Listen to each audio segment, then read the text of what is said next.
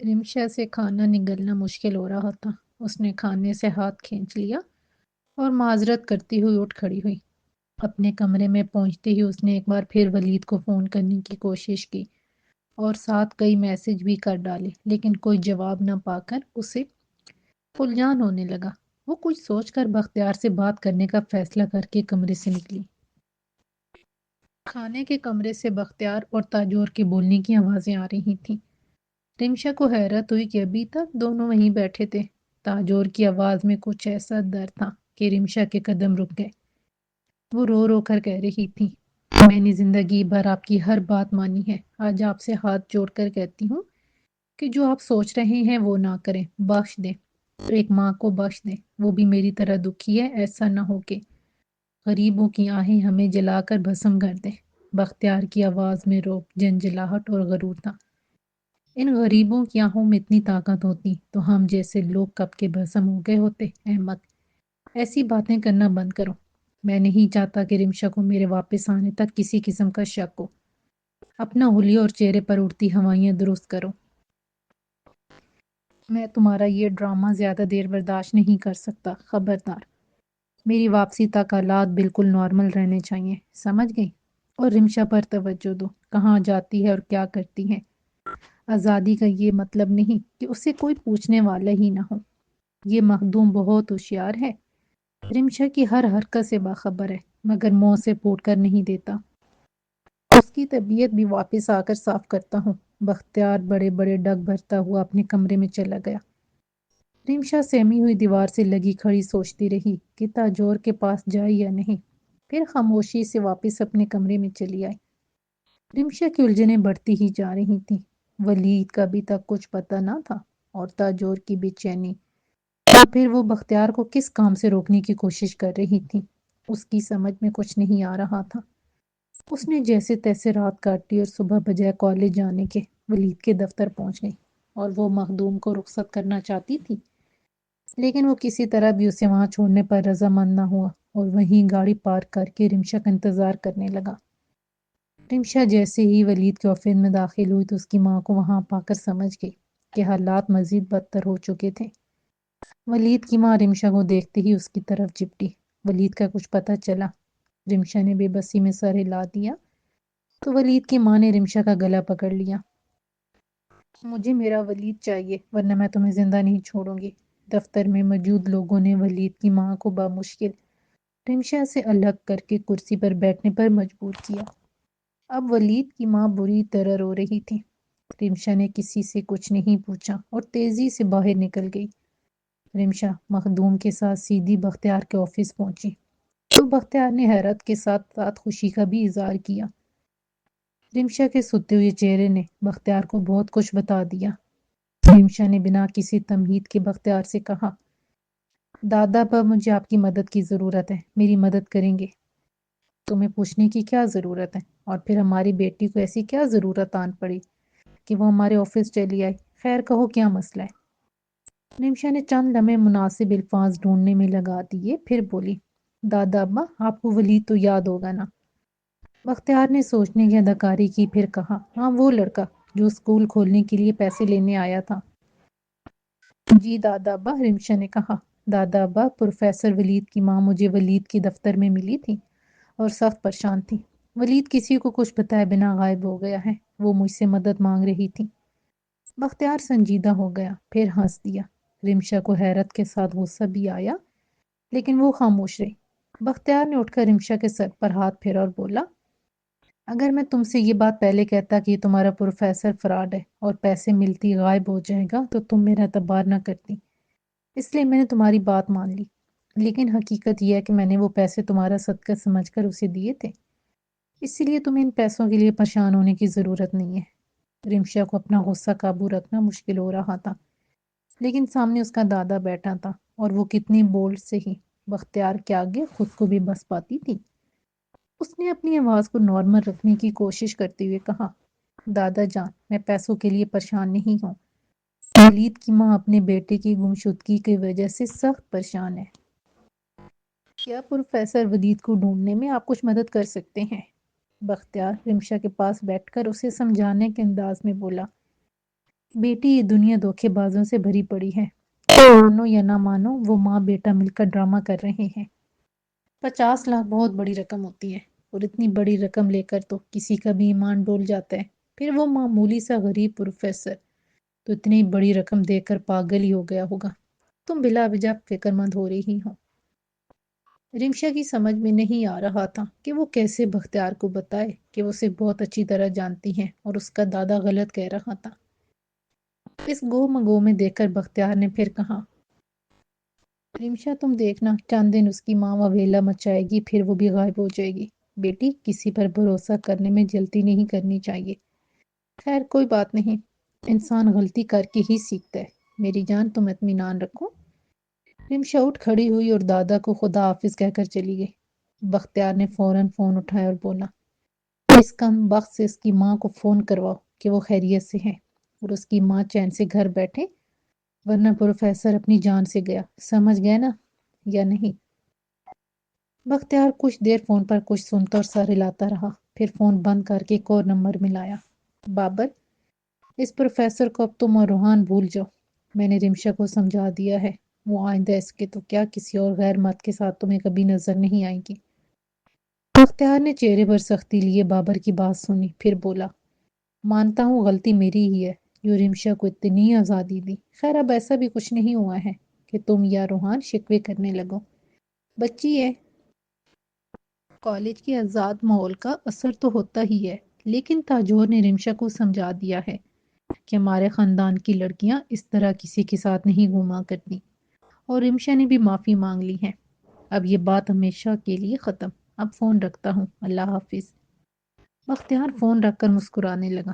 رمشا، یہ ڈپلومیسی تمہیں نے تو سکھائی ہے، ورنہ پرانا مختار تو ظلم اور زبردستی کی پالیسی ہی جانتا تھا۔ پرانا بختیار تو ایسی بات سنتے ہی تمہیں قید میں ڈال دیتا یا پھر گولی مار دیتا، لیکن اس طرح اپنا نقصان کرتا۔ وہ ہنس دیا۔ شاباش بیٹی، تمہارے داؤ پیچ واقعی بہت کارآمد اور مؤثر ہیں۔ شاباش، مجھے تمہاری ذہانت پر فخر ہے۔ میں نے تمہیں بھی بچا لیا اور اپنا مقصد بھی پا لیا۔ رہے بابر اور روحان جاہل، انہیں بھی دیکھ لوں گا۔ بختیار نے ایک دو فون مزید کیے اور پھر اپنے کام میں مصروف ہو گیا۔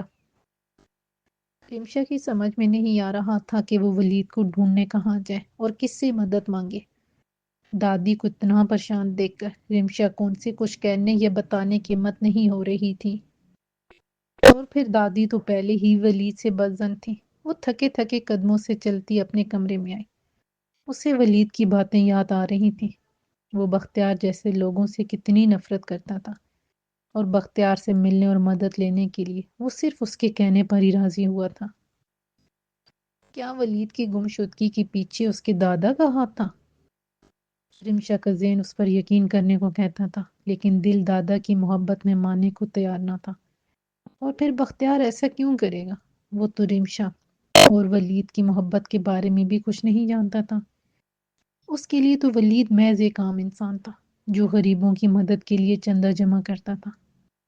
رمشا کو جب بہت گھبراہٹ ہونے لگی تو اس نے ولید کے گھر جانے کا فیصلہ کر لیا۔ مخدوم تاجور کے ساتھ کہیں گیا ہوا تھا۔ رمشا نے اکیلے ہی جانے کا فیصلہ کر لیا۔ رمشا کے لیے ولید کی ماں کا رویہ بہت حیران کن تھا۔ وہ بہت سہمی ہوئی تھی، لیکن اس کے بار بار کے اصرار پر بھی یہی کہتی رہی کہ ولید کا فون آیا تھا، وہ خیریت سے ہے۔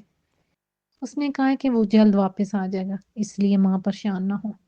رمشا نے حیرت اور غصے سے پوچھا، ولید مجھے فون نہیں کر سکتا تھا؟ آخر ایسی کون سی جگہ ہے جہاں وہ کسی کو بتائے بغیر اکیلا چلا گیا ہے، یا پھر کسی کو فون بھی نہیں کر رہا؟ ولید کی ماں نے سختی سے کہا، تمہیں اس بات سے کیا بحث ہے؟ تم جاؤ اور دوبارہ یہاں آنے کی ضرورت نہیں ہے، سمجھی؟ تمہارا اور ولید کا کوئی رشتہ تھا اور نہ کبھی ہو سکتا ہے۔ جاؤ اور آئندہ اپنی صورت مجھے اور ولید کو مت دکھانا۔ جاؤ، نکلو میرے گھر سے۔ رمشا اتنا کچھ سن کر بھی جب نہیں اٹھی تو ولید کی ماں نے اسے بازو سے پکڑ کر کھڑا کیا اور دروازے کی طرف دھکا دے دیا۔ رمشا کی مزید پریشانی بڑھ گئی تھی۔ ولید کی ماں جو کہہ رہی تھی، اس کی آنکھیں اس کا ساتھ نہیں دے رہی تھی، اور یہ تو کوئی بچہ بھی جان سکتا تھا کہ وہ جھوٹ بول رہی تھی۔ اور پھر سامنے رمشا تھی، وہ کیسے نہ سمجھتی کہ ولید کی ماں کو جھوٹ بولنے پر مجبور کیا گیا تھا۔ رمشا کے سامنے سوال صرف یہ تھا ایسا کرنے والا کون ہو سکتا ہے؟ رمشا ولید کے گھر سے نکلی تو مخدوم کو کار میں انتظار کرتے دیکھ کر حیران رہ گئی۔ مخدوم نے کچھ کہے بنا گاڑی کا دروازہ کھولا تو وہ خاموشی سے بیٹھ گئی۔ رمشا نے مخدوم سے پوچھنے کے لیے منہ کھولا ہی تھا کہ مخدوم نے رمشا کی بات شروع ہونے سے پہلے ہی کہا، بی بی رمشا، مجھے کسی نے نہیں بھیجا، میں جانتا تھا کہ آپ ولید کی تلاش میں یہاں آئی ہوں گی۔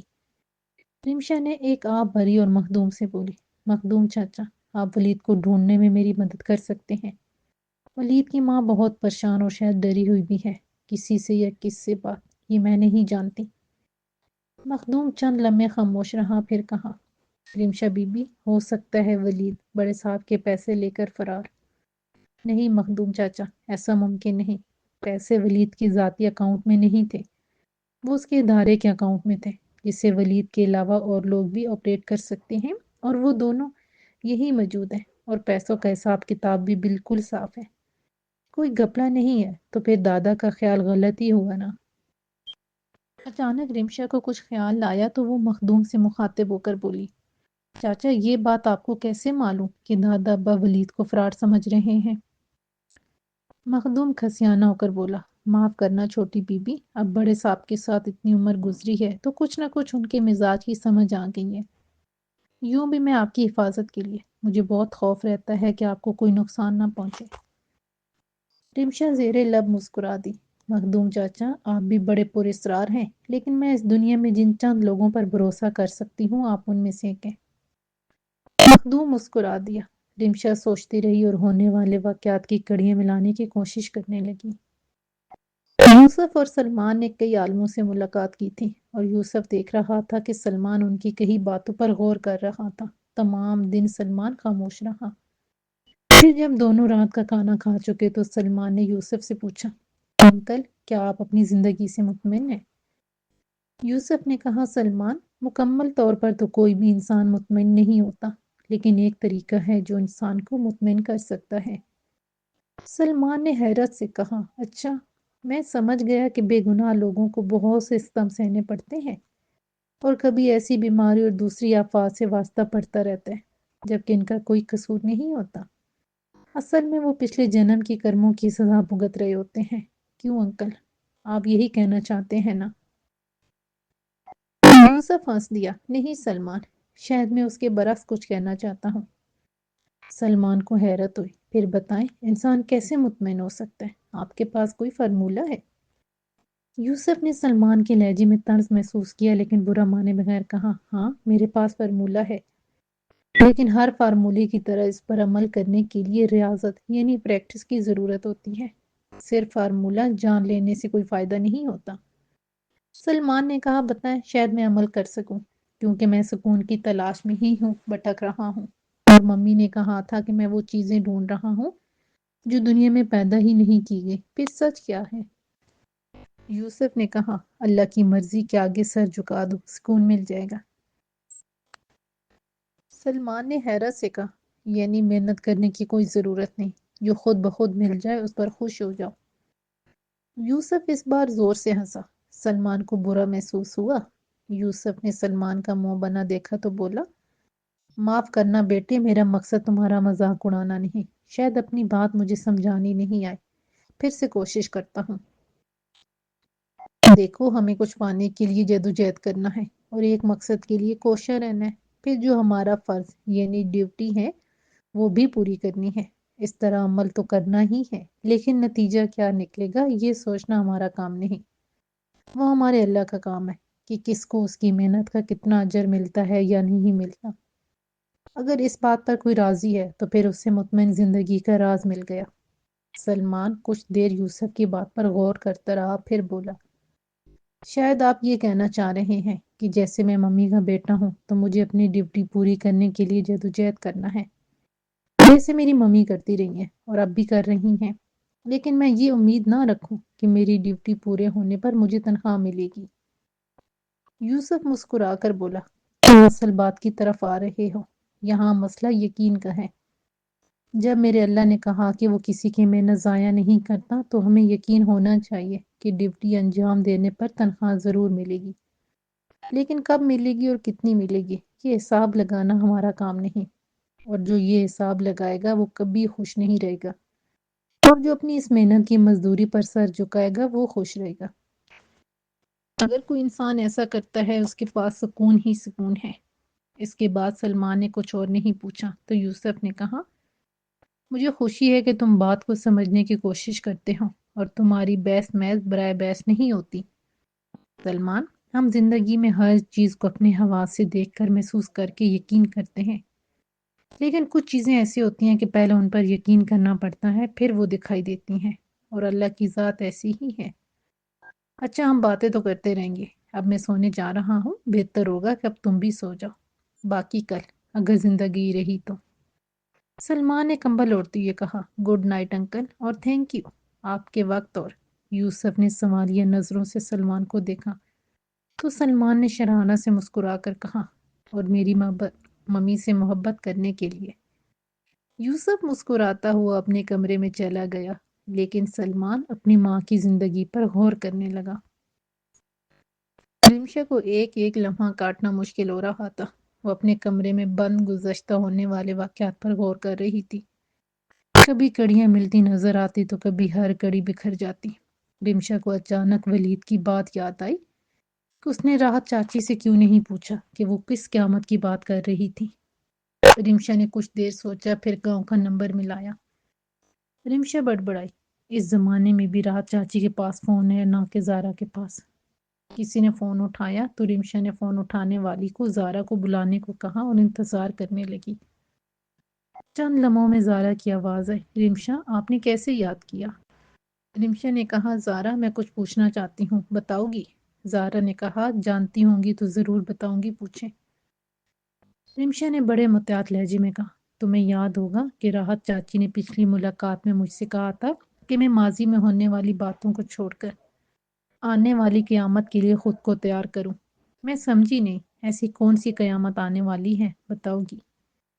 زارا نے جواب نہ دیا تو رمشا نے پھر کہا، زارا میری بات سن رہی ہو نا؟ زارا کی مری ہوئی آواز ہے، جی رمشا سن تو رہی ہوں، لیکن میرے پاس جواب نہیں ہے۔ رمشا نے مایوسی سے کہا، اچھا پھر چاچی سے بات کروا دو، انہوں نے کہا تھا تو وہ اس قیامت کے بارے میں بھی جانتی ہوں گی جو آنے والی ہے۔ زارا نے اس بار بھی ساختہ کہا، سب کے لیے، اور کون اس قیامت سے بچ پائے اور کون نہیں یہ کوئی نہیں بتا سکتا۔ رمشا کو اب پہلیوں میں بات کرنے سے چڑ ہونے لگی تھی۔ اس سے پہلے کہ وہ کچھ کہتی، فون پر راحت کی آواز آئی تو رمشا نے سلام کے بعد اپنا سوال دہرایا۔ راحت نے بڑے رازدانہ انداز میں کہا، رمشا تم بلا وجہ میری بات سے پریشان ہو رہی ہو۔ بات صرف یہ ہے کہ بابر صاحب نے زارا کا رشتہ کہیں طے کر دیا ہے۔ لڑکا امریکہ سے آنے والا ہے اور ہم میں سے کسی نے بھی اسے دیکھا ہے اور نہ جانتے ہیں، اس لیے پریشان ہے۔ رمشا کو راحت کی بات سے تسلی ہوئی۔ اس نے کہا، چاچی میں سمجھ سکتی ہوں کہ یہ بات آپ اور زارا کے لیے پریشان کن ہے، لیکن اس میں میرے لیے کون سی قیامت چھپی ہے یہ تو بتائیں۔ رمشا نے فون پر روحان کی آواز سنی، اماں کس سے بات کر رہی ہیں؟ فون مجھے دیں، میں بات کرتا ہوں۔ رمشا نے فون بند کر دی اور بڑبڑائی، تمہاری صورت اور تمہاری آواز دونوں سے مجھے وحشت ہوتی ہے۔ رمشا سوچنے لگی، زارا کا رشتہ کسی امریکہ سے آنے والے کے ساتھ طے کر دیا گیا ہے، کتنی عجیب بات ہے۔ یہ لوگ لڑکیوں کو کیا سمجھتے ہیں، کوئی چیز جہاں چاہا اٹھا کر رکھ دیا، یا پھر جب دل بھر گیا تو پھینک دیا، جاہل۔ ملازمہ نے رمشا کے کمرے میں آتے ہوئے بتایا کہ تاجور کی طبیعت بہت خراب ہے۔ رمشا کو افسوس ہوا کہ وہ اپنی پریشانیوں میں دادی کو بھول ہی گئی تھی۔ وہ تیزی سے اٹھی اور تاجور کے کمرے کی جانب بڑھ گئی۔ تاجور خاموش تھی، آنکھوں کے گرد پڑے ہوئے ہلکے گہرے ہو گئے تھے۔ رمشا کو حیرت کے ساتھ افسوس ہوا کہ تاجور سخت بیمار تھی اور وہ ان کی حالت سے اتنی بے خبر رہی۔ اس نے تاجور کے پاس بیٹھتے ہوئے کہا، دادی آپ کی طبیعت بہت خراب لگتی ہے، چلیں ڈاکٹر اشتیاق کے پاس چلتے ہیں، یا پھر میں انہیں فون کر کے یہاں بلا لیتی ہوں۔ تاجور نے نفی میں سر ہلا دیا، رمشا میں بیمار نہیں ہوں، اور اگر ہوں بھی تو میری بیماری کا علاج ڈاکٹر اشتیاق کے پاس نہیں ہے۔ رمشا نے مذاقن کہا، جانتی ہوں آپ کی ہر بیماری کا علاج دادا ابا کے پاس ہے، اور اب وہ جا رہے ہیں تو پریشان ہو گئی ہیں۔ نہیں رمشا ایسی بات نہیں ہے، نہیں رمشا ایسی بات نہیں ہے، اس نے تاجور کو اس سے پہلے اتنے مایوس کن انداز میں بات کرتے نہیں سنا تھا۔ پریشان ہوتے ہوئے بولی، دادی مجھے بتائیں کیا بات ہے؟ کس بات نے آپ کی یہ حالت بنا رکھی ہے؟ پلیز دادی، مجھے پریشانی ہو رہی ہے، بولے نا۔ تاجور مسکرا کر بولی، میری جان فکر مت کرو، میں ٹھیک ہو جاؤں گی۔ تم اپنا خیال رکھو، تم بھی تو بہت تھکی ہوئی دکھائی دیتی ہو۔ مجھے بتا کہ کون سی بات تمہیں پریشان کر رہی ہے؟ رمشا کا دل بے اختیار بھر آیا اور کئی دنوں سے رکے ہوئے آنسو بہہ نکلنے کے لیے بے چین ہو گئے۔ اس نے سر تاجور کی گود میں رکھ دیا اور بے اختیار ہو کر پھوٹ پھوٹ کر رونے لگی۔ تاجور اس کے بالوں میں ہاتھ پھیرتی آنسو بہاتی رہی۔ دونوں ہی ایک دوسرے سے بہت کچھ کہنا چاہتی تھی، لیکن ان کے پاس مناسب الفاظ تھے اور نہ ہی سمجھ میں آ رہا تھا کہ کون سی بات کہی جا سکتی تھی اور کون سی نہیں۔ یہ بھی دونوں نہیں جانتی تھی کہ وہ ایک دوسرے کی بات سمجھ بھی پائیں گی یا نہیں۔ وہاں آنسو بہانے سے اتنا ضرور ہوا کہ ذہن پر چھائی گہری دھند ہلکی پڑ گئی اور دل پر بڑے بوجھ میں بھی کمی آ گئی تھی۔ تاجور نے آنسو پوچھتے ہوئے کہا، میری جان، جب تک تیری دادی زندہ ہے پریشان ہونے کی ضرورت نہیں، سب کچھ ٹھیک ہو جائے گا۔ یہ وقتی دھند ہے، چھٹ جائے گی۔ رمشا کی کچھ سمجھ میں نہ آیا کہ دادی کیا کہہ رہی تھی، کس بات کے ٹھیک ہو جانے کی تسلی دے رہی تھی، جبکہ اس نے اپنی پریشانی دادی سے کہی نہیں تھی۔ لیکن دادی کے انداز میں جو محبت اور اعتماد تھا، اس سے رمشا کو حوصلہ ضرور ملا تھا اور اسے لگا کہ اسے ہمت ہارنے کی بجائے کوشش جاری رکھنی چاہیے، اور مخدوم نے بھی مدد کا وعدہ کیا تھا تو پھر اسے مایوس نہیں ہونا چاہیے۔ آخر رمشا لامیہ کی بیٹی تھی، جس نے سخت ترین حالات میں بھی کبھی ہار نہیں مانی تھی، پھر وہ کیسے ہار مان لیتی؟ رمشا نے بھی آنسو صاف کی اور دادی سے بولی، چلے اٹھیں، مجھے بہت بھوک لگی ہے۔ تاجور مسکرا کر کھڑی ہو گئی۔ اسی وقت ملازمہ نے آ کر بتایا کہ بختیار آ چکے ہیں اور کھانا بھی لگا دیا گیا ہے۔ رمشا دادی کو سہارا دیتی ہوئی کھانے کے کمرے کی طرف چل دی۔ بختیار نے دونوں کو آتے دیکھا تو خوشی سے بولا، اچھا تاجور، تو اپنی لاڈلی سے نخرے اٹھوانے کے لیے ڈھونگ رچاتی ہے۔ رمشا نے بھی بظاہر خوش دلی سے کہا، کوئی بات نہیں، اگر دادی اسی طرح خوش ہیں تو میں ان کے سارے نخرے اٹھانے کے لیے تیار ہوں۔ بختیار نے سنجیدگی سے کہا، نہیں بیٹی، ناز نخرے اٹھانے کی باری میری اور تاجور کی ہے۔ ہمیں اپنی بیٹی کے جتنے بھی ناز اٹھانے پڑے کم ہے۔ ہماری بیٹی آخرکار ہماری مہمان ہی ہے، ایک دن ہمیں چھوڑ کر چلی جائے گی۔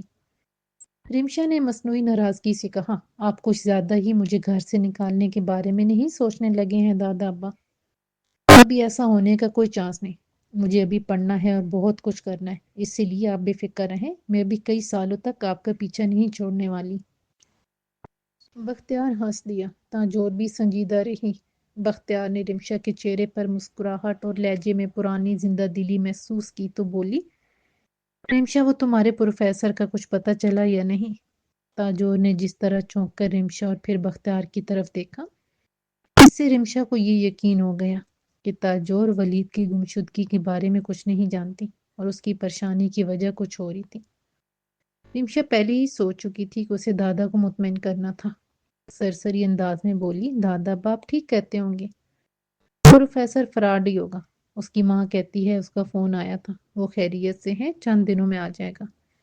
سوری دادا ابا، میں نے آپ کی بات نہ مان کر آپ کا بہت مالی نقصان کروا دیا، معاف کر دیں پلیز۔ بختیار نے سرسری انداز میں جواب دیا، میں نے کہا تھا نا تمہارا صدقہ دیا، اب آئندہ کے لیے ہوشیار رہنا۔ دیکھو یوں ہی ہر کسی پر اعتبار نہیں کر لیا کرتے۔ رمشا نے جواب دیا، جی دادا ابا، میں آپ کی بات یاد رکھوں گی۔ بختیار نے تاجور کا تجسس دیکھا تو بولا، تاجور جانتی ہو، وہ پروفیسر ولید سکول کے نام پر چندہ جمع کر کے غائب ہو گیا ہے۔ خیر میں تو پہلے ہی جانتا تھا، بس رمشا کو عملی طور پر دکھانا چاہتا تھا، ورنہ یہ ضدی دادا کی باتوں کو بڈھے کی بر سمجھتی۔ بختیار نے دھیمے سے کہکا لگایا اور بولا، چلو اب کھانا کھاؤ، ٹھنڈا ہو رہا ہے۔ رمشا کی تیز نظروں نے تاجور کا سفید پڑتا چہرہ دیکھ لیا تھا، یعنی تاجور کو بختیار کی بات سے صدمہ ہوا تھا۔ کیوں؟ رمشا کے لیے تاجور کی ذات ایک ایسی الجھن بنتی جا رہی تھی جس کا سرا کہیں سے ملتا دکھائی نہیں دیتا تھا۔ رمشا نے صبح ہوتے ہی ولید کے دفتر سے پتہ کر لیا کہ ابھی تک اس کا کوئی سراغ نہیں ملا تھا اور یہ کہ اس کی ماں کی حالت بہت خراب تھی۔ رمشا بہت سوچ کر ولید کے گھر چل دی۔ رمشا مخدوم کے ہمراہ ولید کے گھر کے قریب پہنچنے ہی والی تھی کہ مخدوم کے اچانک بہت زور سے بریک لگانے پر دھچکے سے آگے کی سیٹ سے جا ٹکرائی۔ کیا ہوا چاچا؟ مخدوم نے بریک سے پاؤں ہٹایا۔ کچھ نہیں، وہ بلی گاڑی کے نیچے آنے لگی تھی۔ بلی کہاں؟ رمشا نے ادھر ادھر دیکھتے ہوئے کہا۔ لیکن مخدوم نے اس کی بات کا جواب دینے کے بجائے کہا، رمشا بی بی، آپ ولید کے گھر جا کر کیا کریں گی؟ وہاں شاید کوئی نہ ہو، آپ کہیں تو واپس چلیں۔ رمشا نے غور سے مخدوم کو دیکھا اور کہا، مخدوم چاچا، اگر وہاں کوئی نہیں ہوگا تو واپس چلے جائیں گی، لیکن اب یہاں تک آ کر بنا دیکھے واپسی کا مطلب؟ مخدوم نے جواب نہیں دی اور گاڑی گلی کی نکڑ پر کھڑی کر دی اور اتر کر خود بھی رمشا کے ہمراہ چلنے لگا تو اس نے ایک بار پھر حیرت سے کہا، مجھے یہاں کوئی خطرہ نہیں، آپ گاڑی میں بیٹھیں۔ نہیں، میں باہر دروازے پر کھڑا رہوں گا، آپ چلیں۔ رمشا نے مخدوم کے لہجے سے سمجھ لیا کہ وہ ماننے والا نہیں، لیکن کیوں؟ اس سے پہلے بھی تو وہاں اکیلی آتی رہی تھی، اور پھر ایسا کیا اس نے دیکھ لیا تھا جو وہ اتنی احتیاط برت رہا تھا؟ رمشا یہ سب سوچتی ہوئی ولید کے گھر کے کھلے دروازے سے جیسے ہی اندر داخل ہوئی تو مارے حیرت کے اس کی آنکھیں پھٹی کی پھٹی رہ گئیں۔ سارا گھر الٹا پڑا تھا، لگتا تھا کہ ابھی زور کی آندھی ہر چیز کو تہس نہس کرتی وہاں سے گزری تھی۔ ولید کی ماں کمرے کے کونے میں سمٹی ہوئی ایسے بیٹھی تھی جیسے بہت زیادہ خوف زدہ ہو یا پھر برسوں کی بیمار۔ رمشا کا دل بیٹھ گیا۔ ولید اپنی ماں سے کتنی محبت کرتا تھا، یہ رمشا جانتی تھی کہ اگر ولید کی ماں کو اس کی وجہ سے کچھ ہو گیا تو ولید اسے کبھی معاف نہیں کرے گا۔ ولید کی ماں کانپ رہی تھی، وہ خوف زدہ آواز میں بولی، تم پھر آ گئی، کیا چاہتی ہو؟ جو ایک مدھم سی امید میں نے اپنے دل میں جگا رکھی ہے کہ میرا ولید ابھی زندہ ہے اور واپس آ جائے گا، تم اسے بھی مٹا دینا چاہتی ہو؟ تم سے کہا نا کہ ولید کا فون آیا تھا، وہ خیریت سے ہے، آ جائے گا، لیکن اگر تم نے اس کا پیچھا نہ چھوڑا تو پھر اس کی لاش ہی آئے گی۔ جاؤ اور یہ راستہ ہمیشہ کے لیے بھول جاؤ، اور ساتھ ولید کو بھی بھول جاؤ۔ رمشا ولید کی ماں کی باتیں نظر انداز کرتے ہوئے اسے اٹھانے کے لیے آگے بڑھی تو ولید کی ماں نے ہاتھ سے اسے روک دیا۔ خبردار میرے قریب مت آنا، میں نے پہلے ہی ولید سے کہا تھا کہ یہ لڑکی ہمارے لیے بڑی تباہی لائے گی۔ جاؤ اور ہمیں ہمارے حال پر چھوڑ دو، جاؤ۔ رمشا صرف اتنا ہی کہہ پائی، آنٹی اگر یہ تباہی میری وجہ سے آئی ہے تو میں ہی اسے ختم بھی ہوگی، اور ولید کو کچھ نہیں ہوگا، آپ دعا کرتی رہیں۔ رمشا اب ولید کو صحیح سلامت لے کر ہی آئے گی۔ رمشا یہ کہہ کر تیزی سے پلٹ گئی۔ مخدوم سخت چوکنا کھڑا تھا۔ رمشا مخدوم کو دیکھے اور کچھ کہے بنا تقریباً بھاگتی ہوئی گاڑی کی طرف جا رہی تھی۔ مخدوم بھی تیزی سے رمشا کے پیچھے چلا جا رہا تھا۔ گاڑی میں بیٹھتی رمشا نے بڑے روب سے مخدوم سے پوچھا، آپ مجھے بتائیں، آپ نے کیا دیکھ کر بریک لگایا تھا؟ ورنہ میں آج کے بعد آپ کو کبھی چاچا نہیں کہوں گی۔ مخدوم کے چہرے پر دکھ کی پرچھائیاں لہرا گئی تھیں۔ رمشا کو جواب کے لیے منتظر پا کر مخدوم نے کہا، بڑے صاحب کے آدمی ولید صاحب کی گلی سے نکلتے دیکھے تھے چھوٹی بی بی؟ اوہ، رمشا کے منہ سے بے ساختہ نکلا، لیکن وہ وہاں کیا کرنے گئے تھے؟ کیا دادا ابا کو میری بات کا یقین نہیں کہ ولید کئی دنوں سے غائب ہے؟ مخدوم نے بڑے محتاط لہجے میں کہا، وہ وہاں کسی اور کام سے بھی جا سکتے ہیں، میں نے انہیں ولید کے گھر سے نکلتے نہیں دیکھا ہے۔ رمشا نے کہا بھر کر سر گاڑی کی سیٹ سے ٹکاتے ہوئے کہا، مخدوم چاچا، سب کے سب مجھ سے جھوٹ کیوں بولنے لگے ہیں، کیوں؟ تاجور کو نیند نہیں آ رہی تھی، وہ کبھی رمشا کی باتیں دہرا کر ان کا مطلب سمجھنے کی کوشش کرتی کہ رمشا اتنے کیوں رو رہی تھی۔ کیا وہ ولید کے غائب ہونے سے پریشان تھی؟ تو اس کا کیا مطلب کہ وہ ولید سے محبت؟ نہیں، اگر یہ سچ تھا تو اب تک بختیار صاحب ولید کے ساتھ ساتھ رمشا کا گلا بھی دبا چکے ہوتے۔ تاجور کی حالت غیر ہو جا رہی تھی۔ پھر تاجور کے کانوں میں بختیار کے الفاظ گونجنے لگے، اس کا کام ختم، وہ اب جی کر کیا کرے گی؟ تاجور بستر سے اٹھی، سوئے ہوئے بختیار کو دیکھتے ہوئے کہنے لگی، نہیں بختیار صاحب، لامیہ زندہ رہے گی اور اس کے بچے بھی زندہ رہیں گے۔ میں ایک اور ماں کو اپنی طرح اولاد کے لیے تڑپ تڑپ کر مرنے نہیں دوں گی، اور نہ ہی اپنی رمشا کو آپ کی خواہشات پر قربان ہونے دوں گی۔ میرے بیٹے کے قاتل میری پوتی کا سسرال نہیں بن سکتے، کبھی نہیں۔ تاجور اٹھ کر کھڑکی میں آ کھڑی ہوئی۔ अम्माउस की रात का अंधेरा बहुत पुरस्कार था। एक एक पत्ता पत्थर का हो गया था। साकित हवा किसी बहुत ही तूफानी जकड़ के आने की पेशगोई कर रही थी। ताजोर बड़बड़ाई, बस बख्तियार साहब, अब और जुल्म नहीं। आपने वलीद को भी, उफ खुदाया, टीमशा को पता है या नहीं? अगर मालूम होता तो दादा उससे इस तरह बातें नहीं करती। और जब उसे पता चलेगा, क्या आपके एक एक जुल्म का हिसाब मांगेगी? बख्तियार साहब क्या जवाब देंगे? वो रिमशा है, लामिया की बेटी। आपकी किसी बात से, किसी जवाब से मुतमिन नहीं होगी। आपकी आंखों से बरसती नफरत आप कैसे बर्दाश्त करेंगे? नफरत बहुत जालिम होती है। वो अपना पराया नहीं देखती। आपके सारे एहसान, मोहब्बत, लाड, प्यार सब उसकी नफरत में जलकर राख हो जाएंगे। नहीं, मेरे खुदाया, कुछ तो सबब बना। तू बड़ा मुसब्बिबुल असबाब है। मेरी मदद कर और मेरी बेटी और उसकी माँ को बचा ले। ताजोर देर तक खिड़की में खड़ी दुआएं मांगती रही और सोचती रही कि वो रिमशा को रूहान और लामिया के बख्तियार से बचाने के लिए क्या करे। रिमशा को कोशिश के बावजूद नींद नहीं आई थी। वो बार बार वलीद के बारे में सोचती कि आखिर वो कहाँ गायब हो गया। ऐसा कौन दुश्मन हो सकता है जिसका जिक्र कभी वलीद ने नहीं किया। रिमशा वलीद की अमीरों से नफरत और गरीबों से मोहब्बत के बारे में सोचे जा रही थी। वलीद की माँ का हाल सोचकर रिमशा को बहुत दुख महसूस हो रहा था। फिर जैसे उसे कुछ याद आ गया, वो सीधी होकर बैठ गई और वलीद के घर जाते हुए मखदूम की बातों पर गौर करने लगी। दादा के आदमी वलीद की गली में? मखदूम चाचा झूठ बोल रहे थे या मैं गलत समझ रही हूँ? रिमशा के दिल में दादा का जो मकाम और मोहब्बत थी, वो उसे बख्तियार के बारे में मनफी सोचने में माना थी।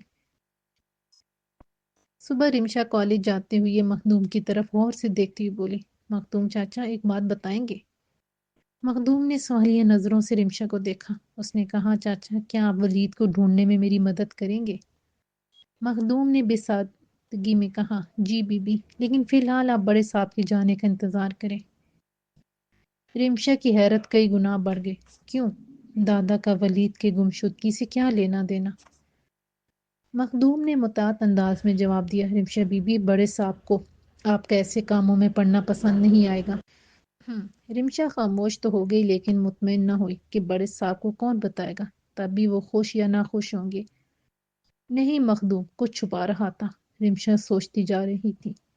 फिर उसे याद आया कि जब वो आखिरी बार वलीद की माँ से मिली तो वो बहुत डरी हुई सहमी हुई थी और बार बार यही कही जाती थी कि वो खैरियत से है। उसका फोन आया था, जो झूठ था।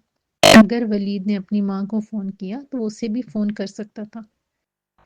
इन्हीं सोचों में गुम अचानक रिमशा को बेचैनी होने लगी। कुछ तो था जो मखदूम, दादा अब्बा और वलीद की माँ उसे छुपा रहे थे। वो क्या था? रिमशा का दिमाग एक एक लम्हे को दोहरा रहा था। फिर रिमशा को याद आया कि जिस दिन मखदूम ने दादा के आदमी वलीद की गली से निकलते देखे थे, उस दिन वलीद की माँ बहुत डरी हुई थी और घर का नक्शा भी बदला हुआ था, जैसे किसी ने जानबूझकर घर का सामान तितर बितर किया हो। तो क्या वो दादा के आदमी वलीद के घर से तबाही मचा कर निकले थे? और इसीलिए मखदूम चाचा ने इतने जोर से ब्रेक लगाया था, और इसीलिए अब वो दादा अब्बा के जाने के बाद मदद का वादा कर रहे हैं। रिमशा के मुंह से बेख्तियार निकला, ओह। उसकी ज़हन में बहुत कुछ वाज़ह होता जा रहा था। वलीद की गुमशुदगी की खबर पर दादी के चेहरे का रंग उड़ना, दादी का बख्तियार को किसी काम करने से रोकना। मेरे खुदाया, तो इन सब वाक़यात की कड़ियाँ वलीद की गुमशुदगी से जुड़ी हुई हैं। फिर उसे याद आया, वलीद कहा करता था कि अमीर लोग वो कुछ कर जाते हैं जिसकी कोई तवक्को भी नहीं कर सकता। मखदूम चाचा, तो आप ये कहना चाहते हैं कि वलीद के गायब होने में दादा अब्बा का हाथ है? पर क्यों? उनकी वली से क्या दुश्मनी हो सकती है? पैसे नहीं देने थे तो ना देते, इसलिए वो उसे गायब करवा देंगे? नहीं, इस वजह में कोई वजह नहीं। बोले ना मखदूम चाचा। मखदूम की खामोशी इस बात की तायद कर रही थी कि वलीद की गुमशुदगी में बख्तियार का ही हाथ था। रिमशा को अपने रोंगटे खड़े होते साफ महसूस हो रहे थे। मखदूम चाचा, मैं समझ गई हूँ। दादा अब्बा को मेरे और वलीद के ताल्लुकात का इल्म हो चुका था, और अब अपने हिसाब से हम दोनों को जुदा करने के लिए अपनी चाल चल रहे हैं। क्यों मखदूम चाचा? मखदूम ने कहा, रिमशा बीबी, मैंने उन्हें कभी कुछ नहीं कहा। बल्कि बड़ी बेगम साहिबा के पूछने पर भी कुछ नहीं बताया। रिमशा ने कहा, मैं आप पर भरोसा कर सकती हूँ। यानी दादा के आदमी उनके कहने पर वलीद की माँ को धमकाकर झूठ बोलने पर मजबूर कर रहे हैं कि वो मुझसे कहें कि वलीद का फ़ोन आया था और वो खैरियत से है, और ये भी कि वो मुझे घर से निकाल दे। उफ मेरे खुदाया, ये सब क्या हो रहा है दादा अब्बा? वलीद को मुझसे अब कोई जुदा नहीं कर सकता, आप भी नहीं, रिमशा बड़बड़ाई। मखदूम ने सड़क से नजरें हटाकर आईने में रिमशा को देखा। दोनों की निगाहें मिली तो मखदूम ने नजरें फेर कर सड़क पर मरकूज कर ली। रिमशा बड़बड़ाई, दादा अब्बा अब चाल चल चुके और अब चाल चलने की बारी मेरी है, और आप हमेशा की तरह रिमशा से हार जाएंगे। रिमशा ने बड़े अज़म से कहा तो मखदूम के चेहरे पर एक अजीब सी मुस्कुराहट लम्हे भर को बरकर गायब हो गई। रिमशा बिल्कुल लामिया की तरह सोच रही थी कि हथियार डालने से बेहतर था कि उनका मुकाबला करते हुए मौत को गले लगा लिया जाए। इस तरह कोशिश न करने का दुख तो नहीं होगा, रिमशा सोची जा रही थी। दादाबा, मैं रो रो कर हरगिज रहम की भीख नहीं मांगूंगी और ना ही अपनी माँ की तरह फरार की राह अख्तियार करूंगी। मैं आपका मुकाबला करूंगी, देखें अब जीत और हार किसको नसीब होती है। इतना मैं जान गई हूँ कि वलीद अभी जिंदा है। रिमशा कुछ सोचकर मुस्कुराई, लेकिन आंखें नम हो गई थी। दादाबा, मैं आपसे कितनी मोहब्बत करती हूँ और आपने मेरी मोहब्बत की जरा भर भी कदर ना की। ये आपने ठीक नहीं किया। आप मुझे कहते तो मैं आपकी मोहब्बत में खुद वलीद को अपने से दूर कर देती। लेकिन अब मुकाबला होगा, और जानलेवा मुकाबला, जिसमें सिर्फ फातेह ही बचेगा। ताजोर नाश्ते की तैयारी के बाद कमरे में बख्तियार को बुलाने आई तो उसे जोर जोर से फोन पर बात करता देखकर पर्दे के पीछे खड़ी रही। ताजोर को जल्दी समझ में आ गया कि बख्तियार लामिया से बात कर रहा था और उसे अपने आने का बताकर सलमान को तैयार रहने को कह रहा था। ताजोर ने सोचा, बख्तियार साहब से लामिया का फोन नंबर किस तरह लेना होगा। ताजोर के पास चांदी दिन थे, वरना अगर एक बार बख्तियार निकल गया तो फिर वो कभी लामिया का नंबर हासिल नहीं कर सकेगी। ताजोर जानती थी कि बख्तियार फ़ोन खुद से कभी जुदा नहीं करता और ना ही किसी को उसका फ़ोन उठाने या सुनने की इजाज़त थी। आज तक ताजोर को भी बख्तियार का फ़ोन सुनने या उठाने की ज़रूरत महसूस नहीं हुई थी, लेकिन अब उसे कुछ न कुछ करना था। उसी रात ताजोर ने बख्तियार की दवा की गोलियों में अपनी नींद की गोली भी खिला दी और कुछ ही देर में बख्तियार गहरी नींद सो गया। ताजोर ने बख्तियार का फ़ोन उठाया। शायद बख्तियार को यकीन था कि किसी में उसके फ़ोन को छूने की जुर्रत नहीं, इसलिए फ़ोन लॉक नहीं था। ताजोर ने माथे से पसीना पोंछते हुए लामिया का नंबर ढूंढकर नोट करके फ़ोन वापस रख दिया। रिमशा सवेरा होते ही उठ खड़ी हुई।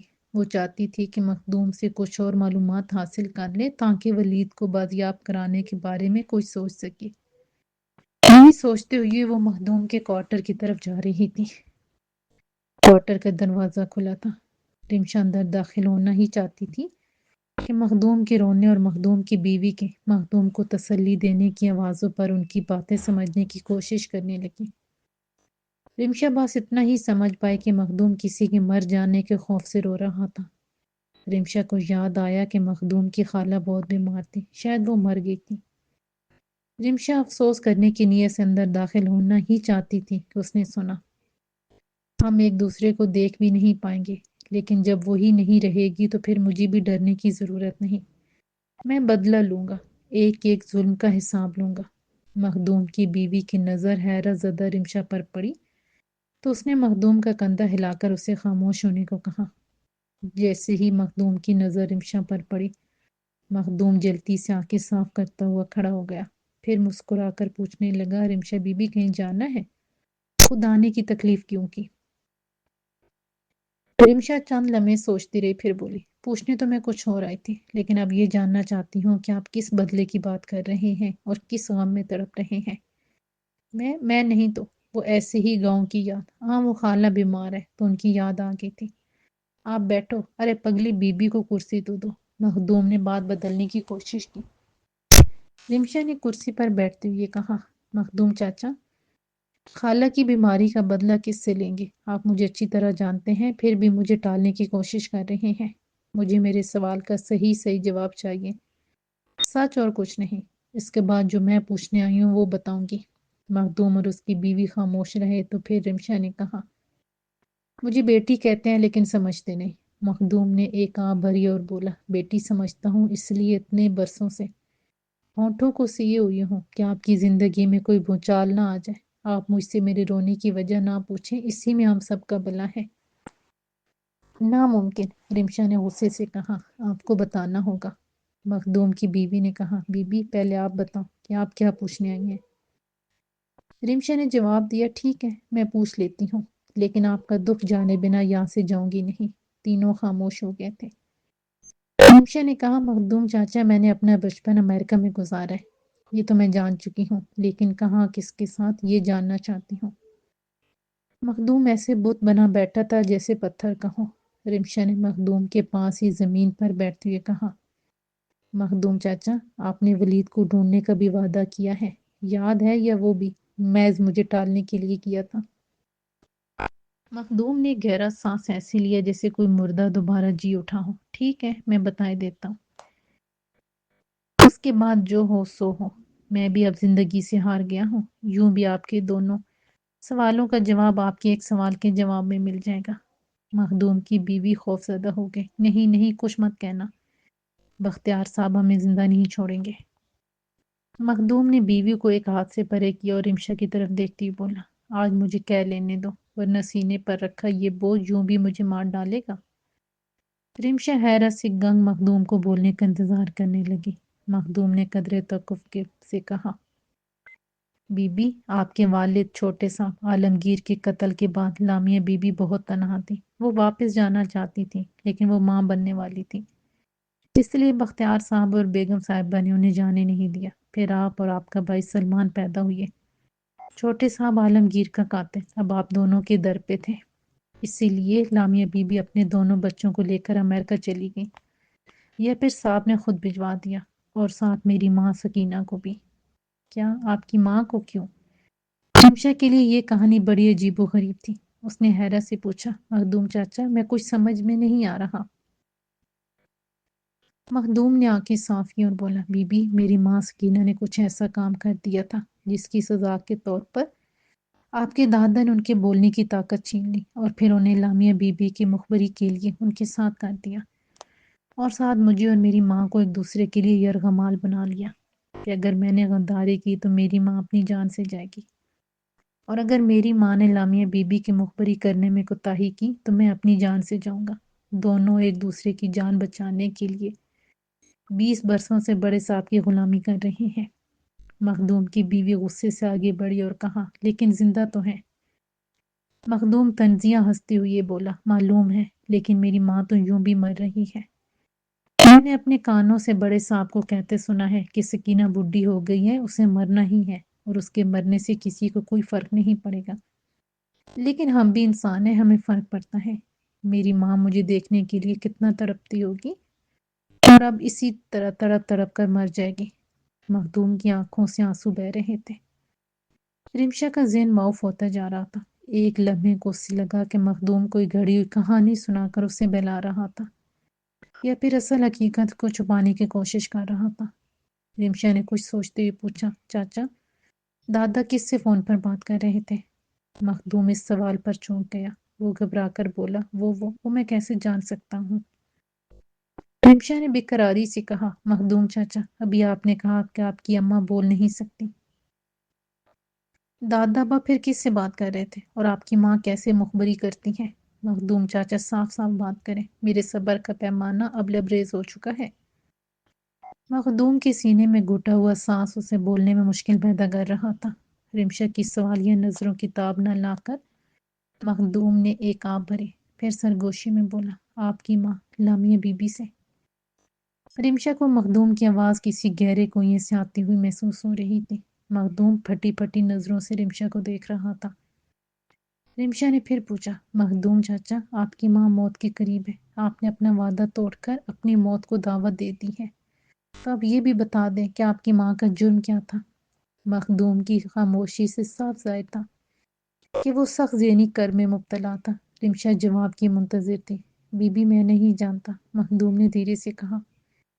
रिमशा सख्ती से बोली, ناممکن، آپ سچ کہیں میں بہت سخت جان ہوں، سب کچھ سہ سکتی ہوں۔ مخدوم نے کہا میں نہیں جانتا کیونکہ یہ بات صرف اماں اور بڑے صاحب کو ہی معلوم ہے، اور میں نے جب سے ہوش سنبھالا ہے اماں کو بولنے سے محروم ہی دیکھا۔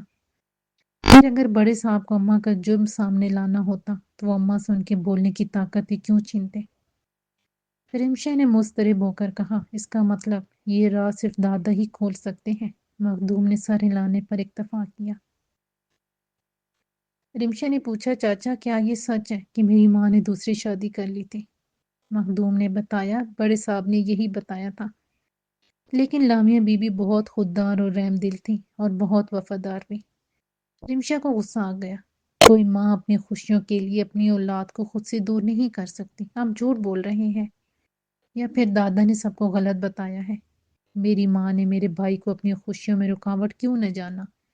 اسے کیوں میرے ساتھ نہیں بھیج دیا؟ جواب دے مخدوم چاچا۔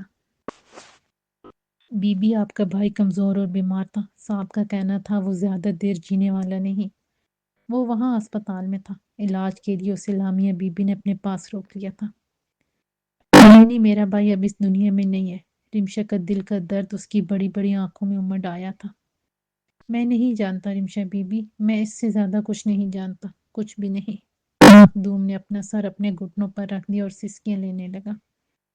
مخدوم کی بیوی بھی اس کے پاس بیٹھ گئی۔ کمرے میں صرف مخدوم کی سسکیاں سنائی دے رہی تھیں۔ رمشا نے اٹھنا چاہا تو اسے لگا کہ اس کا بدن پتھر کا ہو چکا ہے۔ اس نے بڑی مشکل سے اپنے بھاری قدم اٹھائے اور کوارٹر سے نکل گئی۔ رمشا اپنے کمرے میں بند اپنے اندر اٹھنے والے طوفان سے نبض آزماتی۔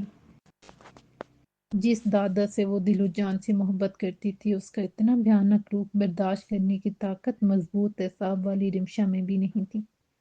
اسے ولید کے سہارے کی ضرورت تھی، لیکن ولید کا کچھ پتہ نہ تھا۔ کیا ولید زندہ ہوگا؟ یہ سوال رمشا کے ذہن پر ہتھوڑے برسا رہا تھا۔ نہیں دادا ابا، ولید کی موت آپ کو بہت بھاری پڑے گی۔ میں آپ کی برسوں کی محنت سے بنائی جاگیر اور عزت کا جنازہ نکال دوں گی۔ دادی سب جانتی ہیں، اس لیے ایسی حالت کر رکھی ہے، لیکن میں دادی کی طرح کمزور نہیں، میں مقابلہ کروں گی۔ مخدوم چاچا پرے ہوئے، ظلموں کا حساب بھی دادا ابا کو دینا ہوگا۔ رمشا گھنٹوں کمرے میں بیٹھی خود سے لڑتی الجھتی رہی۔ پھر جب خون کا ابال کم ہوا تو سوچنے لگی کہ دادا کا مقابلہ کرنے کے لیے اسے کوئی منصوبہ بنانا پڑے گا اور حواس کو قابو میں رکھنا بھی ضروری ہوگا۔ اگر دادا کو شک بھی ہو گیا کہ میں ان کے راز جان گئی ہوں تو میں کبھی کامیاب نہیں ہو سکوں گی۔ وہ دیر تک زارا راحت اور مخدوم کے رویوں پر غور کرتی رہی۔ اب جنگ ہوگی دادا ابا، جنگ، اور جنگ اور محبت میں سب کچھ جائز ہوتا ہے، اور میں بھی محبت کرتی ہوں اور انتقام کی جنگ بھی لڑنی ہے، تو پھر مجھے کسی قاعدے قانون کا خوف نہیں۔ پھر اچانک بختیار کا بچپن سے پیار، اس کی چھوٹی چھوٹی خواہش پورے کرنے کے لیے بتاب ہونا یاد آنے لگا، تو رمشا پھوٹ پھوٹ کر رو دی۔ رونے سے اتنا ضرور ہوا کہ اسے خود پر قابو آ گیا اور اس نے منہ ہاتھ دھویا۔ ولید کی سلامتی اور مخدوم کے سکون کے لیے تہ دل سے دعا مانگی۔ رات کے کھانے پر بختیار کچھ زیادہ ہی خوش تھا، جبکہ تاجور ہمیشہ کی طرح خاموش تھی۔ بختیار نے بتایا کہ وہ کل صبح کی فلائٹ سے جا رہا ہے۔ رمشا نے کہا، مجھے خوشی ہے کہ آپ کا بہت عرصے کا ارمان پورا ہو رہا ہے۔ اب اپنا خیال رکھیے گا اور میں یہاں سب سنبھال لوں گی۔ بختیار نے خوش دلی سے کہا، تم صرف اپنی دادی کو سنبھال لینا، اچھا یہ بتاؤ وہ تمہارے غریبوں کے ہمدرد پروفیسر کی ماں نے دوبارہ تو تمہیں پریشان نہیں کیا؟ حکمہ رمشا کے حلق میں اٹک گیا۔ کانٹے چمچ پر گرفت سخت ہو گئی، لیکن اس نے اپنے جذبات پر قابو رکھنے کا عزم کر رکھا تھا۔ ناراضگی سے بولی، دادا ابا آپ میرا مذاق اڑا رہے ہیں، خیر غلطی تو مجھ سے ہوئی ہے، پروفیسر واقعی فراڈ تھا۔ اب اس کی ماں مجھ سے ملنا نہیں چاہتی، شاید اب تک وہ بھی پروفیسر کے پاس چلی گئی ہوگی۔ بختیار نے خوش دلی سے کہا، بس کم جہاں پاں، تم غم نہ کرو، غلطیوں سے سیکھا جائے تو وہ تجربہ کہلاتی ہیں اور نہ سیکھا جائے تو پچھتاوا۔ رمشا نے گرم جوشی سے جواب دیا، دادا ابا میں پچھتانے والوں میں سے نہیں ہوں، ہاں سیکھ بہت جلدی جاتی ہوں، کیوں دادی؟ تاجور نے کوئی جواب نہ دیا، لیکن بختیار نے فخر سے کہا، آخر کو پوتی کس کی ہو؟ دیکھو بختیار احمد کی پوتی کوئی معمولی لڑکی نہیں ہو سکتی۔ رمشا خاموش رہی اور تینوں خاموشی سے کھانا کھاتے رہے۔ رمشا جلدی اجازت لے کر اٹھی اور ہاتھ صاف کرتی ہوئی کمرے سے چلی گئی۔ رمشا خاموش رہی اور تینوں خاموشی سے کھانا کھاتے رہے۔ رمشا جلدی اجازت لے کر اٹھی اور ہاتھ صاف کرتی ہوئی کمرے سے چلی گئی۔ بختیار نے فخری انداز میں تاجور کو دیکھا۔ سنا تم نے؟ رمشا نے اس دو کوڑی پروفیسر کو خود ہی اپنی زندگی سے نکال پھینکا ہے۔ اسے کہتے ہیں ترک کی چال۔ بختیار کا کہکا بہت زوردار تھا۔ دروازے کے پیچھے کھڑی رمشا کا دل ایک بار تو کانپ گیا، پھر دل پر لگی ٹھیس کو سہنے میں آنکھیں جلنے لگی، لیکن وہ قدم اٹھانے سے پہلے مخدوم کی باتوں کی تصدیق چاہتی تھی، اور بختیار کے کہکے نے مخدوم کے خدشات کی تصدیق کر دی تھی کہ ولید کی گمشدگی میں اسی کا ہاتھ تھا۔ رمشا آنسو ضبط کرتی ہوئی وہاں سے چلی گئی۔ وہ سوچ رہی تھی کہ خود کو بہت ہوشیار سمجھتی تھی، لیکن اب بھی وہ بختیار کے مقابلے میں بہت کچی تھی۔ بختیار نے ولید کو بڑی چالاکی سے دور کر دیا تھا۔ دادا ابا، میری چالیں مجھے ہی پر آزما رہے ہیں، ڈپلومیسی، لیکن نہیں دادا ابا، اب تو یہ کھیل ختم ہی کرنا ہوگا۔ بختیار تاجور کی خاموشی کو نظر انداز کرتی بولا، ہاں بھائی، تمہارا خیال بالکل درست تھا کہ وہ کمبخت پروفیسر ہماری پوتی کو زینہ سمجھ کر ہم تک پہنچنے کی کوشش کر رہا تھا۔ آسمان پر چڑھنے کی کوشش میں پتال میں جا گرا۔ آئندہ اس کی 7 نسلیں بھی ایسی کسی کوشش کے بارے میں سوچنے کی جرات نہیں کریں گی۔ تاجور نے بے چینی سے پہلو بدلا۔ بختیار صاحب، اللہ اپنی رسی ڈھیلی چھوڑ دیتا ہے، لیکن جب کستا ہے تو اس کی سختی کا تصور انسان نہیں کر سکتا۔ بختیار کی ساری خوش دلی ہوا ہو گئی اور وہ غصے سے تل ملاتے ہوئے بولا، خاموش، تم کیسی بیوی ہو جو اپنے شوہر کو بد دعائیں دے رہی ہو؟ لعنت ہے تم پر۔ ارے پاگل، یہ سیاسی پینترے ہیں۔ تمہارا کیا مطلب ہے کہ میں اپنی پوتی کو اس 2 ٹکے کے پروفیسر کے حوالے کر دیتا؟ تاجور بیگم مخبل میں ٹاٹ کا پیون نہیں لگایا کرتے۔ بختیار نے غصے میں نیپکن میز پر پھینکا اور تاجور کو اکیلا چھوڑ کر چلا گیا۔ تاجور کے سینے میں اٹھنے والا طوفان آنسو بن کر آنکھوں سے بہنے لگا۔ بختیار اپنے آفس میں بیٹھا تھا۔ روحان اور بابر بھی سامنے بیٹھے تھے۔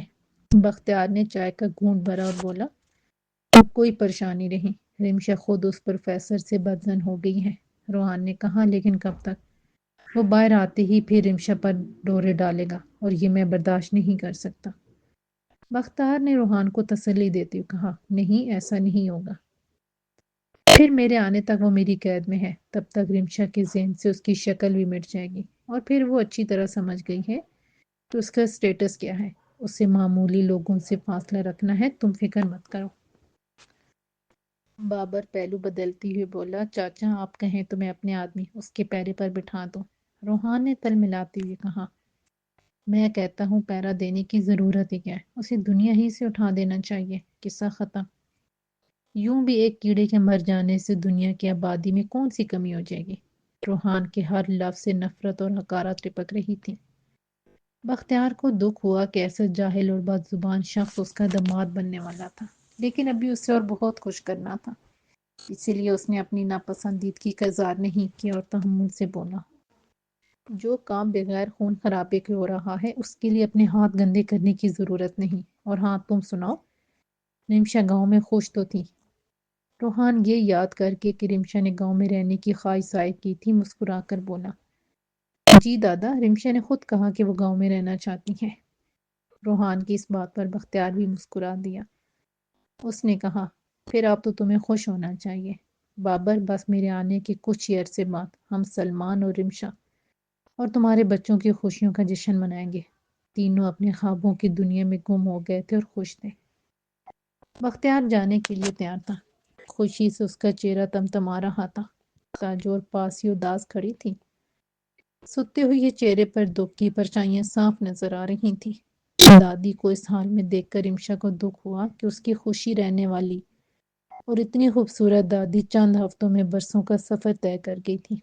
ایسا لگتا تھا جیسے وہ ایک زندہ لاش تھی، سانس تو لے رہی تھی لیکن زندگی نام کی کوئی چیز اس کے جسم میں باقی نہیں رہی تھی۔